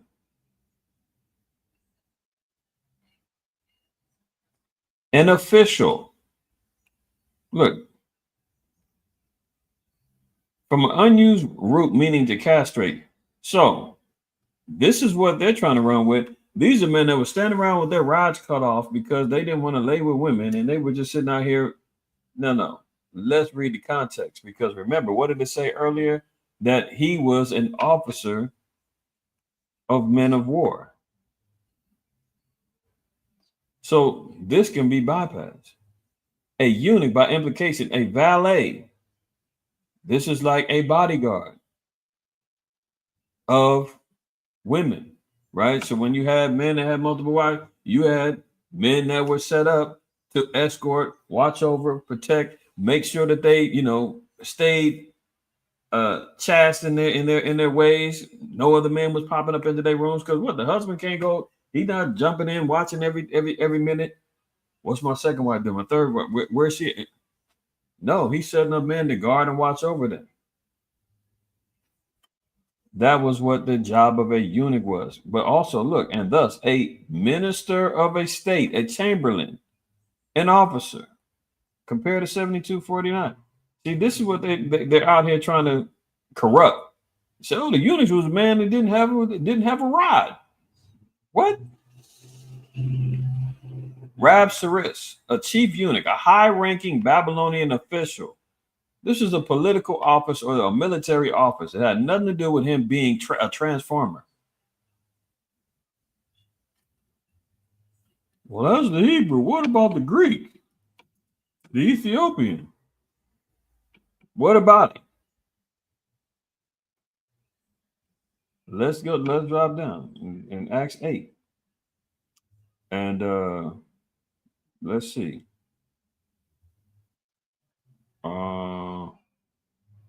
Where is that at? Here we go. Let's look at this. So Acts 8:27, and he rose, this is Philip, encountering the man of Ethiopia. And you say he was an Ethiopian. It's a man dwelling in Ethiopia. He was an Israelite. And he arose and went, and behold, a man of Ethiopia, a eunuch of great authority under what? A eunuch of great authority under Candace, queen of the Ethiopians, who had the charge of all the treasure, had come to Jerusalem to worship. Did it have anything to do with his sexuality? Did it have anything to do with him getting a surgery done? Did it have anything to do with him being on hormones and testosterone reducers? And no, it had everything to do with his job, his occupation, and his position within the kingdom. This is ridiculous. How about the Greek? Eunuchos. Look at this. A bedkeeper, a bed guard, superintendent of the bedchamber. His job was to guard the bedroom door of the woman, of the queen, or of the other wives of the king. Right? Look, here it is. In the palace of Oriental monarchs who support numerous wives, the superintendent of the women's apartment or harem, an office held by eunuch, an office held. You understand? One naturally incapacitated, naturally didn't have it, you didn't cut itself and all of that. For marriage, begetting children, one who voluntarily abstains from marriage. An unmarried man. It had nothing to do with him being a damn transformer, man. This is the deception that the so-called white man throws in. And it's disgusting. And this is how they try to promote and push these agendas. And you got these individuals that have no idea, that are backed by the angelical, pre-angelical, the Anglican councils that they got over there, of the Church of England, where a lot of these damn information flows through the world church, and then they transfer it down to all of these other affiliated churches. And before you know it, it's in the seminary schools, it's getting promoted, and now that becomes part of the doctrine of Christianity. You understand? This is where all the folly comes down to. But this is all prophesied. We know. Look, Romans 1, who changed the truth of the Most High into a lie, and worship and serve the creature more than the Creator, who is blessed forever. Amen. For this cause, the Most High gave them up unto vile affections, for even their women did change their natural use into that which is against nature. Where is the Bible pro-trans at? Just reading that alone. Vile affections. I mean, I've seen scenarios and stories where there's a marriage or a union between a transformer and a female. Now, mind you, this is a woman, or put it like this, a man, I guess you would consider it. This is how confusing it is. Hold on. This is a whole nother thing too. As you can see me, I'm already, tripping, trying to say, how do I make sense of this? I've seen stories where there is a male, which is supposedly a sodomite, and he's marrying a transformer female that transforms herself into a male. By all biological standards, that still is a man attracted to a female. Although she can, take hormones and get a beard and all this other extra stuff, biologically, she's still a female and he's still a male. Although he's trying to identify as being a sodomite and she's trying to identify as a transformer male, when they come together biologically, that's still male and female. Like, it's wild. And I've seen that vice versa with females. Look, 1 Corinthians 14:33. For the Most High is not the author of confusion, but of peace, as in all the churches of the saints. This is the whole, I'll have died, I'm going there. Don't worry about it. I'm going there. This is where the whole confusion comes down to. Why do you think they already before they allow them to get surgeries done, before they put them on the puberty blockers, everything else, they have to get therapy or counseling first? Why? Because they want to make sure, are you confused? Meanwhile, they're the ones who's promoting the confusion in the brains of especially the youth. They're convincing them, oh yeah, it's because you really want to be a boy that you're acting like this. Yeah, don't worry about it. We got you. We set you up on antidepressives, and we're gonna get you on these puberty blockers already. And yeah, we're gonna schedule a surgery to chop off your breasts and at 14, and it's unreal, right? So they're saying that he's pro-trans, and this is the evils, man, too, that is going to bring forth judgment on this place and the so-called white man alone, right? Proverbs 13. Whoso despiseth the word shall be destroyed. So you questioning how and what more judgment that he's got coming. This is coming from our enemy. These angelical groups coming out of England and out of America, it's coming from them. Why? Because they despise the word of the Most High. This is why anytime you want to correct the sodomite, man, you want to, come down on the transforming the alphabet community, man, they get so, enraged about the Bible, and you can't judge me, you can't tell me, and now they're being able to, hey, don't worry, we found evidences that there's queer and trans representation in there, and you can utilize this to help support your confidence in your decision making of how you're living your life, and you can use this to fight against those evil Bible thumpers out there who don't want you to have love. Whoso despiseth the word of the Most High shall be destroyed, but he that feareth the commandment shall be rewarded. And this is how we know that it ain't talking about a man that, chopped off his rod, because the Most High said that he that feareth and keepeth the commandments, the Most High is going to have grace on.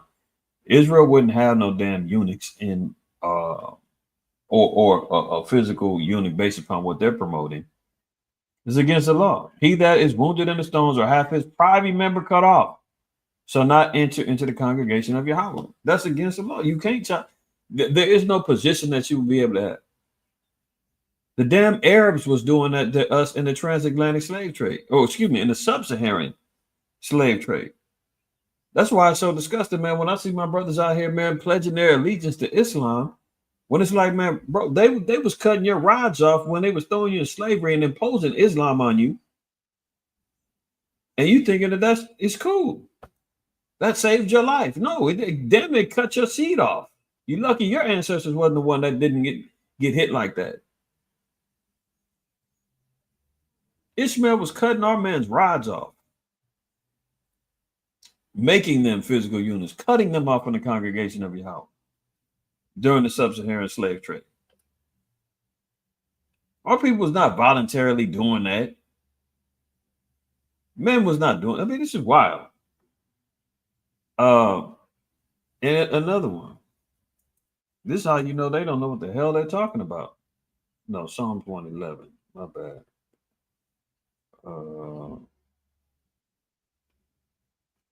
Psalm 111 and 10. The fear of the Most High Yahweh is the beginning of wisdom. A good understanding have all they that do his commandments. This is why the so-called white man is popping out with this. And we know Psalms 147, 19 and 20 says that he shows his word unto Jacob, his statutes and his judgments unto Israel. As for the other nations, they have not known him. Praise ye the Lord. Then they go out there and they start constructing these religious ideologies and these denominations, these death traps of understanding, talking about the Bible is pro-trans, man. A good understanding of all they that do his commandments. This is how you know there's no understanding behind it, because they don't go by the commandments of the Lord. His praise endure forever. They go and throw off all of these misdirected folly. Al-Adai, you brought out a good point regarding Jonathan and David,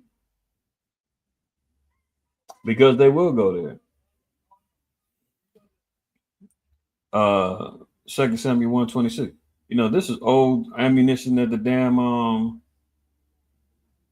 the damn Pan-Africanists and Egyptologists and all them, the Kemite community used to try to use against us. Yeah, you got sodomites in your book. David and Jonathan was facts. Really? Okay, let's clear that up. For those that need the ammunition, those that need to understand, and let's make sure that we're on point with this, right? So, and I guess I'm gonna give y'all the extra little gem.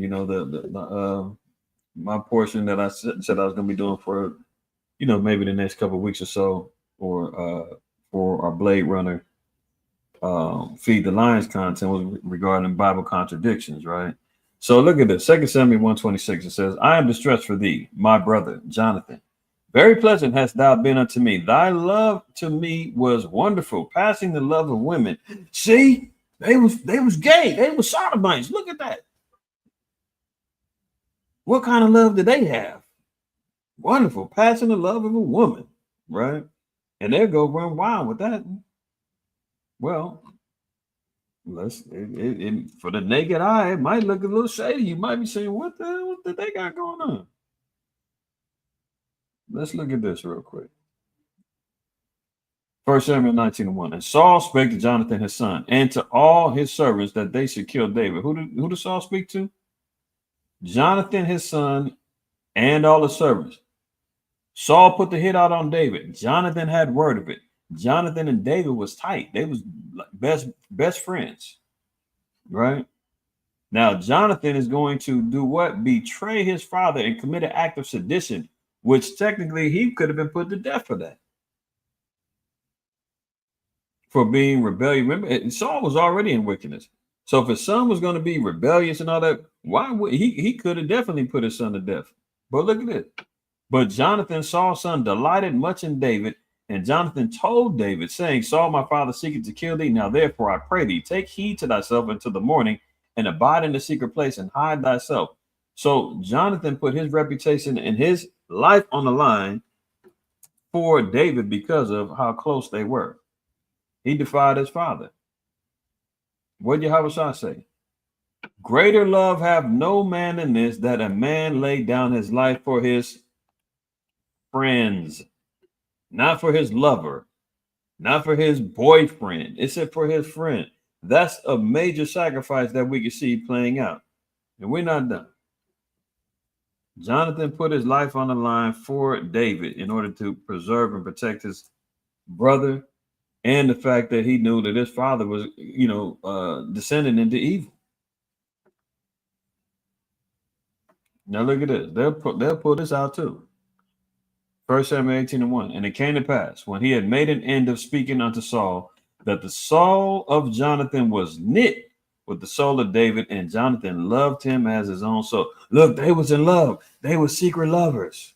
Look what they was into. What? Where is the individual's mind at when they read this? They must be the ones thinking about gay stuff.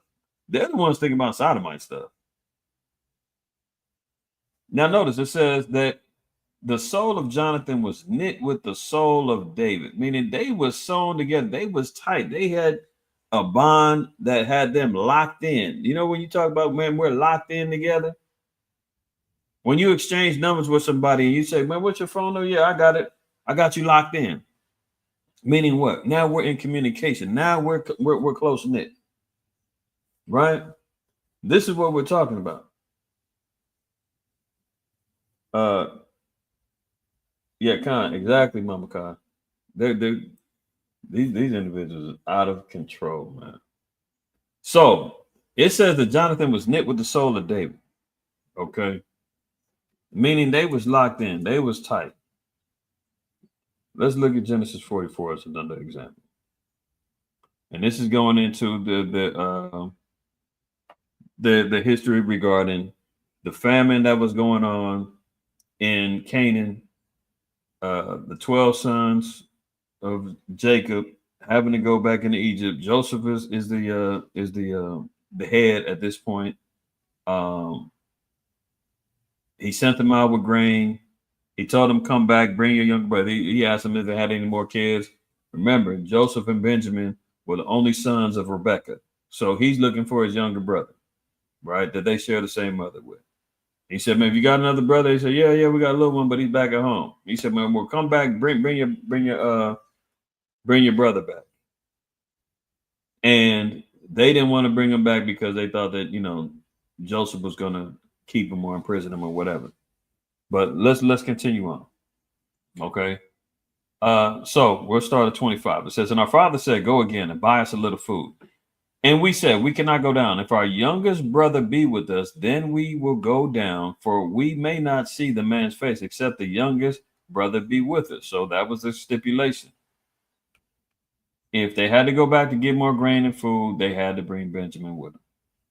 And our servant, my father, said unto us, ye know that my wife bare me 2 sons, and that one went out from me and I said, surely he is torn in pieces, and I saw him not since. So that, Jacob was acknowledging Joseph, he believed, was dead, and he didn't want to lose Benjamin. So he's like, "Nah, you can't take my other son from my beloved wife, Rachel. She that was all she was able to bear."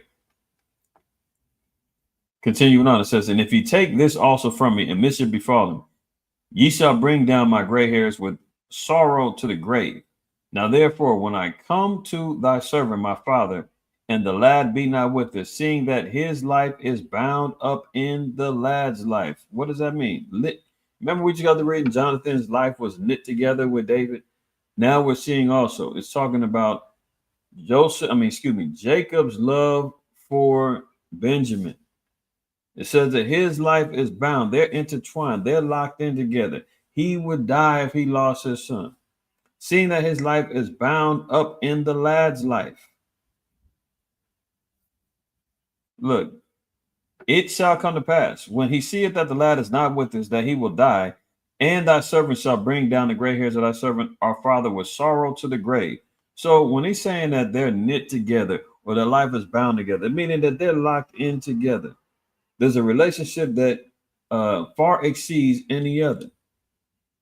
So Jacob, in other words, Jacob was saying, man, I can't live without my son Benjamin, man. I'm going to go down in sorrow. I'm going to die of sorrow. What's wrong with that? Does that mean he was having an incestual relationship with Benjamin? Does that mean that, he was as they would say in a pedo? I'm going to leave the bots alone, but you know what I'm talking about. Now, no, it didn't, right? Now let's get the understanding of the law. Deuteronomy 13:6. If thy brother, the son of thy mother, or thy son, or thy daughter, or the wife of thy bosom, or thy friend, didn't we read that earlier? Which is as thine own soul. So a friend could be one who is just as tight, just like yourself. You consider like yourself, right? Isn't that the law? That we're supposed to love our neighbors as we love ourselves. One who is a friend, who is as thy own soul, would have the same type of relationship as a literal blood brother, son, daughter, wife. So in other words, David and Jonathan's relationship was like they was blood brothers in the spirit. That's how close they were. Different fathers, different mothers, but they was like brothers from another mother. That's all that was talking about. Didn't have nothing to do with them talking about why say love above another woman? Because we just got through seeing that a woman would sit back and entice her man to come watch her stab up somebody for a $2 tip. She ain't giving her life for him. But hey, Jonathan did. Jonathan would. And not to say that every woman wouldn't put their life on the line for their man. There's plenty that would. But there's a lot that would cut tail, run, and leave you for another man and do all kind of foolishness. There's a lot of women who utilize pillow talk to set up other men and all kind of stuff for filthy lucre. Hey, look, what's the name? Chris Brown said these H's ain't loyal, right? No offense, sisters. I ain't talking about you. But these women in the world, they got some baggage on them that they like, hey, look, man, I can trust my brother faster than I can trust you. That's all that they were talking about. So it says, if thy brother, the son of thy mother, or thy son, or thy daughter, or the wife of thy bosom, or thy friend, which is as thine own soul, entice thee secretly, saying, let us go and serve other gods, which thou hast known, Thou nor thy fathers, namely the gods of the people which are round about you, nigh unto thee, or far off from thee, from the one end of the earth even unto the end of the earth. Thou shalt not consent with him, nor hearken unto him, neither shall thy eye pity him, neither shalt thou spare him, neither shalt thou conceal him, but thou shalt surely kill him. Thine hand shall be first upon him to put him to death, and afterwards the hand of all the people. So we're seeing all of the folly that's been played out. So you can forget about David and Jonathan being sodomite lovers on the low. You can forget about a eunuch being a ancestor of the Transformers. This is wild, man. Okay, let's see if we can get any more out of this. They got the nerve to say it with such confidence. The Bible affirms trans, intersex, queer people. It's clear. It's a fact. It's there. Okay. Now, look at this. In the Bible, the clearest example of this is the eunuchs, who can be seen as the biblical ancestors of trans people. The guidance states that in chapter 8 of Acts, an angel is sent to instruct one of the early evangelists to go and seek an Ethiopian eunuch who he finds reading scripture. Philip the evangelist delivers the Christian message to the eunuch and subsequently baptizes him. Well, we clearly seen that he was an officer in the army. Good Lord. He's an officer in the palace of Candace, the Ethiopian queen. And we seen both in the Greek and in the Hebrew. It had nothing to do with gender, had nothing to do with a man cutting off his rod, none of the above, man. This was a political office. It was an officer of being in the army. It was an office that was either a man who was unmarried or one who decided to devote his life to his office and his job. Nothing to do with him, getting it on with another man or deciding to castrate himself so he can, fulfill his marital desires to be a woman and get a good man to take care of him. None of the above. Okay. Let's see what else it said. In the Bible, the clear. Okay, this is the next part. It says the guidance states that this shows that the eunuch could be a full member of the church without having to be totally male or female. Did it say that, y'all? Did it have anything to do with the did Philip say, look, it doesn't matter what you are, man. I'm going to baptize you in the name of the Father, the Son, and the Holy Ghost, and you're going to be part of the kingdom, and God is going to accept you as you are, man. And matter of fact, are you married? Because you bring your boyfriend too, because I'm baptized. Did it say any of that? A full member of the church without having to be totally male or totally female. God called him just as he was. Was that there? Or did these damn bastards flip the script without understanding and manipulated it to try to satisfy an agenda? We clearly see what's going on. All right, look at this. And then I got one more, we'll close out. Hints that the Samaritan woman is intersex. Good Lord. The resources further claim that Jesus' encounter with the Samaritan woman in the book of John hints she is intersex, and also shows that Christ affirms her identity. It adds that while finding queer characters in the Bible can be difficult, looking at queer in terms of gender performance shows some clear queer characters. The example given is the female judge Deborah, who, despite being female, leads the Israelites in the battle, a very male thing for a woman to do. But it said that she... Okay, hold on. Hold on. Here we go. Hebrews 11, right?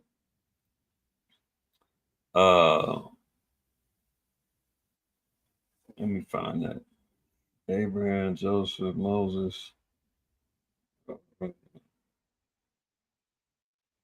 Now it said that she was doing something that a man was supposed to be doing. Yes, no doubt. But hold on. Here, look at this. Hebrews 11:32. And what shall I say more? For the time would fail me to tell of Gideon and of Barak and of Samson and of Jephthah and of David also and Samuel and the prophets. So what are they talking about? They were talking, this particular chapter is talking about the faith and the history and the acknowledgement of the men of faith and the women of faith that helped prolong the seed of Israel, right? But who was given credit in Judges for going to war in faith? Barak. Do we see Deborah there? No. Did she go at the council? Did she receive the council? Remember, she was the wife of a prophet. Oh, excuse me, of a priest. That's why they called her a prophetess. Or excuse me, it was a priest or a prophet. I forgot his name, but you know, if y'all go back to Judges, what chapter is that? I think it's Judges either 7 or 4. But it'll tell you, you know, that she was the husband, she was the wife of a prophet or a priest, and that's why she had the name of prophetess, because of her descent with her marital affair. But Barak was given the credit there, right? What are they talking about? She went out. We already talked about the aspect of the eunuch, how they lied on that. What else was there? Anything else that was worth acknowledging? They said that the woman, the Samaritan woman, where and what part are they talking about? That she shows hints that she was a queer or confused. So they just throw stuff out there, man. But you won't believe it, the stuff that they are promoting. One more. This is the hypocrisy that we see. So 1 minute they're out here talking about how they want to promote, the transformer, agenda and all this other stuff, right? Now they're talking about banning the Bible in Texas schools because it's too sexually explicit. That's right. They're saying that the Bible is now a sexually explicit book. Where, when, why, and how. Meanwhile, you've got drag queens reading to the kids. You've got all kind of sexually explicit material being promoted in the schools, elementary age on up. How sodomite books going on, graphic novels being promoted in the library. I mean, the whole nine. But the Bible's a problem. Bible removed from Texas school district after the law banning sexually explicit content backfires. The Texas school district has reported being forced to remove copies of the Bible after a new state law banned books that were sexually explicit. So now they're saying that the Bible is damn near porn and don't read it. This is the attack that our book is under, y'all. One instance that if they can't get you with the transformer agenda and the alphabet agenda, here they're saying, well, we need to ban the book because it's too sexual. Where? The fact that it promotes masculine relationships and the fact that it promotes, remember the BLM and all that, they was trying to destroy the nuclear family, man. No more wife and husband, and the promotion of repopulation of children and so forth and so on. Remember, be fruitful and multiply. They want that out the way. Now they're saying that the Bible is now a sexually explicit material, man. It needs to be banned. The Texas school district has reportedly been forced to remove copies of the Bible after a new state law banned books that were sexually explicit. It is revealed in the email from Canyon Independent School District Superintendent Darrell Flusk that the holy book and had been deemed unsuitable due to, quote, sexually explicit material. Don't quote nothing. Don't say where and what was sexually explicit. Have y'all read anything in the Bible that's sexually explicit, man, that had you blessing like, oh, shoot, this is deep. Oh, they getting it up. Just adding it to the list of folly. The leaked email goes on to explain that the school district had removed the book from the school's libraries. However, it remains available in many of the district's libraries. School libraries out in the Bible, in the regular libraries is there.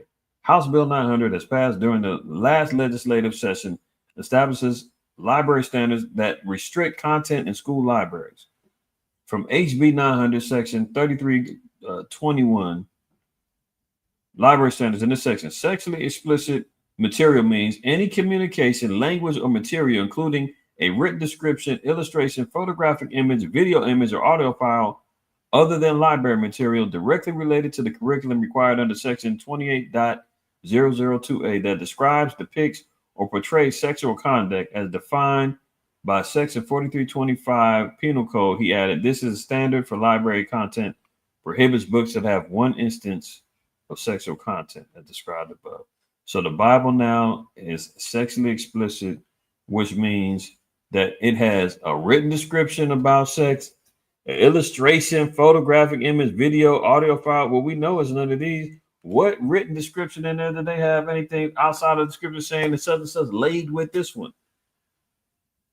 Did it get any particular detailed description about what that entailed?